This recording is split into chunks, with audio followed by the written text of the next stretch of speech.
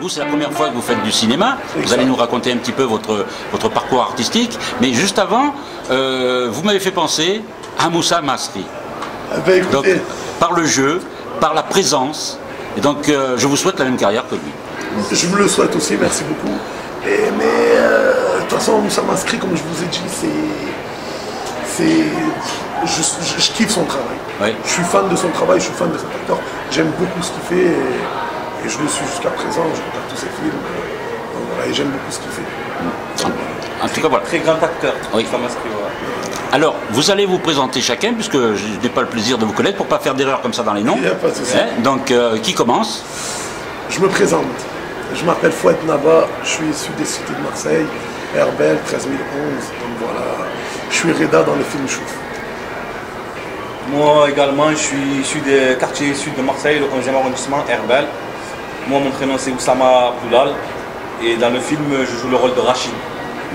Alors, avant de parler de ce rôle, j'aimerais parler du film en général. Alors, comme je disais à vos collègues, pour moi, c'est vrai qu'on parle de Marseille, des quartiers, des faits divers qui peuvent s'y passer, mais en même temps, le film, ce n'est pas que ça. C'est-à-dire que, sans avoir de discours, le film nous fait ressentir des choses d'une certaine jeunesse, et même par rapport à la famille, par rapport aux parents, il y a beaucoup de ressentis dans ce film. Alors, vous disiez peut-être tout à l'heure que dès le scénario, vous l'avez senti, ça. Ben, bien sûr, en fait, quand j'ai lu le scénario, je me suis dit, ok, un film qui a de la morale, en fait. C'est ce que je me suis dit. C'est-à-dire que, comme il a dit Karim, si ça serait un film où, à la fin, Sophia a une vie tranquille, peinard, et retourne faire ses études, ça serait faux. Et ça serait donné une fausse image aux jeunes des cités, ou même aux jeunes qui vivent ça aujourd'hui. Il y a beaucoup d'émotions dans ce film. Exactement. C'est pas qu'un film de violence, ça. Il y a une histoire, il y a une morale, mais il y a beaucoup d'émotions. Moi, personnellement, j'ai ressenti des émotions dans le film. J'avais même envie de pleurer des fois. Mais il y a des scènes, rien à voir. Des scènes juste au bruit, je comprenais des trucs et j'avais les boules.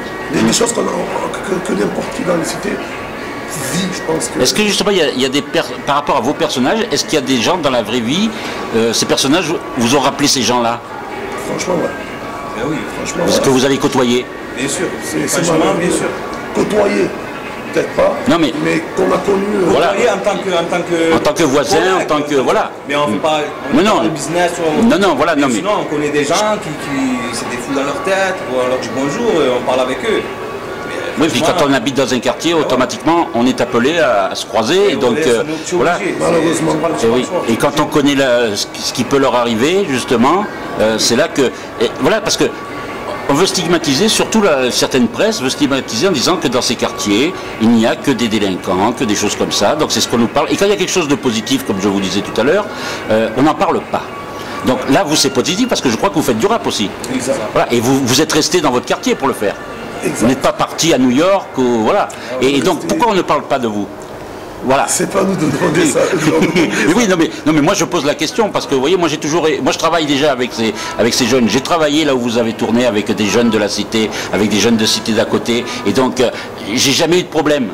Donc vous voyez, parce qu'il suffit de dire on vous écoute, on est là pour vous écouter. Je pense que c'est ce qui s'est passé aussi avec Karim. C'est pour ça qu'on remercie Karim tous les jours de nous avoir laissé cette chance-là. Venez nous chercher, venez, vous allez faire un film.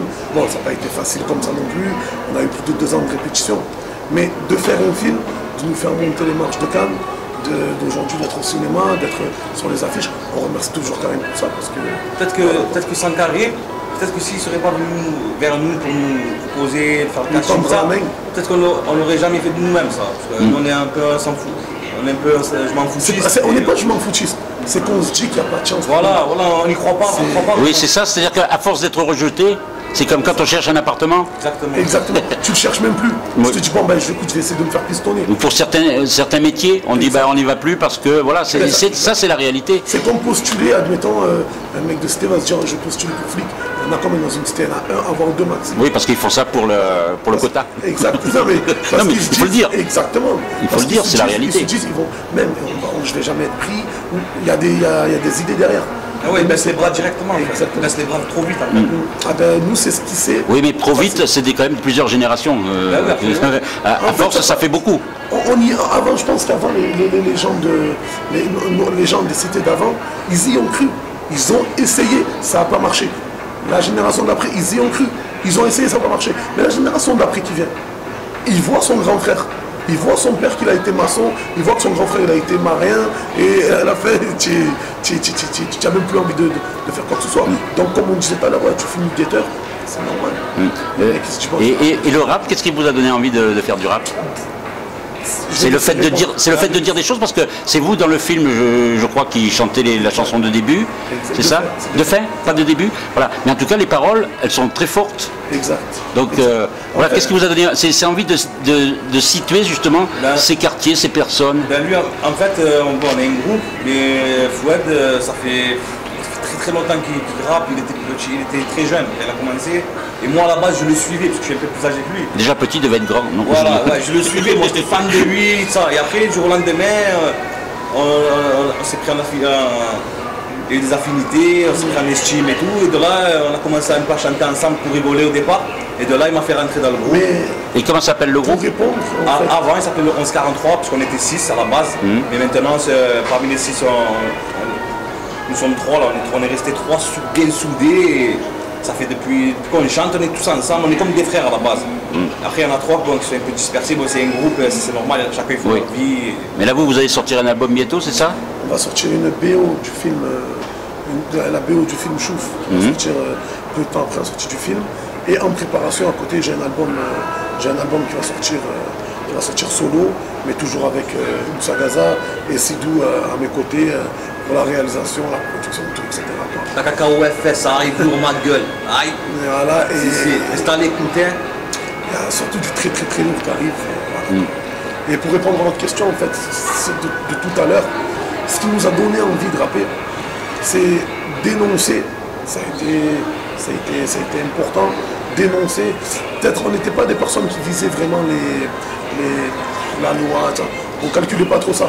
Je voulais plutôt, moi à la base, quand j'ai commencé, je voulais plutôt dénoncer les gars, réveillez-vous l'équipe. On n'est pas voué à l'échec. Et ça, c'est ce que je voulais toujours dénoncer. Et je l'ai toujours dit. Les gars, on n'est pas voué à l'échec. Les gars, il y a moyen de faire de l'avant en étant dans les cités. La première des choses, déjà quitter la cité. Parce que moi, honnêtement, je vais être honnête avec vous, c'est un peu un piège, la cité. C'est un aimant. La cité, c'est un aimant. Ça t'attire. Donc automatiquement, tu n'arrives pas à t'en sortir. Dès que tu mets un pied en dehors de la cité, un jour, 2 jours, un mois, c'est là où tu vas avoir plusieurs portes. Mais sur le coup, tu restes dans la cité tous les jours. Tu as un beurre automatiquement. Plus, je vais être honnête avec vous, les réseaux de shit, la drogue, ça ne nous a pas aidé. Plus tard, ça t'endort toute la journée. C'est sûr qu'on est tenté. On n'y arrive pas faire. Voilà. Tu es né dans ça. Tu vois tes grands frères faire ça. Tu vois tes collègues faire ça. On pense qu'il n'y a que ça. Ouais, tu te dis je peux réussir que dans ça. Tu te vois dans ça après. Tu te dis pas non, je peux réussir ailleurs. Encore pire dans le cinéma, tu vois. Et dans la musique, même nous, tu vois, on fait. Il n'y a pas vraiment grand monde qui nous aide indépendant. Et c'est dur en indépendant. Et bon, voilà, c'est pour ça, des fois, tu baisses les bras. Je vous ai dit. Exact. Et après, voilà, mais en vérité, il ne faut pas lâcher là-bas. Voilà, c'est ce que vous diriez aux jeunes. C'est parce que ça, c'est votre message à vous. Ose crois en toi. C'est le message qu'on a toujours fait dans le rap. Notre groupe, c'était 1143. Mais on disait toujours ose crois en toi. Ose crois en toi. C'est-à-dire que, voilà, quoi, c'était. Ne lâche pas les bras, baisse pas les bras pour réussir. Baisse pas les bras, lâche pas l'affaire.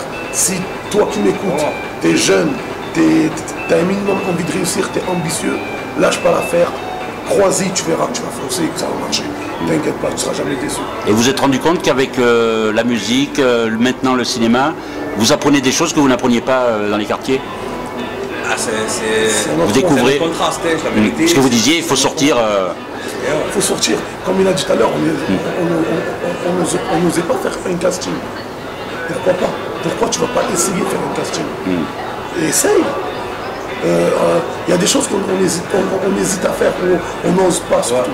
Mais quand tu oses à un moment donné, quand tu oses, ça réussit. Il faut oser. Ose, crois en toi. Déjà Cannes, juste Cannes, c'était improbable. Pour moi, c'était jamais dans la vie. Je me suis dit, on va monter à Cannes, on va aller à Cannes, notre premier film et tout. Franchement, je crois que je n'ai même pas encore réalisé. Mais on ne réalise pas. En plus, il y a eu un bel accueil, donc j'espère qu'en salle, ça sera la même chose. On espère. De toute façon, ici, c'est déjà, on a une des plus grandes salles, j'ai l'impression, et c'est déjà plein. Non, le film est attendu. Depuis Cannes, le film est attendu. Ouais. Ça fait un moment qu'on attendait le nouveau film de Karim Dridhi. Et donc moi, ce que j'espère, c'est que ce film rencontre ce public et puis que vous continuiez. Merci beaucoup. En tout cas, merci beaucoup. Merci. Et donc, on va dire, il faut chouffer ce film. Chouffer. Voilà, c'est devenu un verbe. Allez, 5 octobre au cinéma. Regarde, chouffe le 5 octobre au cinéma. Venez nombreux. Si. Aïe. Merci. Merci.